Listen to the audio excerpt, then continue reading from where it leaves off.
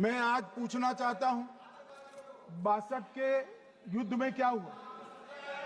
38,000 वर्ग मीटर, पूरा सदन ध्यान से सुने, 38,000 वर्ग मीटर अक्साई चीन का हिस्सा चीन को दे दिया गया।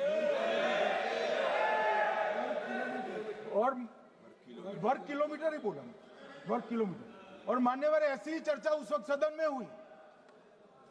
मैं तो बड़ी गंभीरता से जवाब दे रहा हूं, मुझे बोलने नहीं देते। जवाहरलाल नेहरू जी ने क्या कहा, वहां घास का एक तिनका भी नहीं उगता है, वो जगह को क्या करे। तो एक संसद सदस्य ने, नेहरू जी का सर मेरे जैसा था, महावीर प्रसाद त्यागी जी ने कहा कि आपके सर पर भी एक बाल नहीं, वो चीन बेच दे क्या। मान्यवर इस तरह से जवाब देते थे, नॉन सीरियस टाइप के जवाब।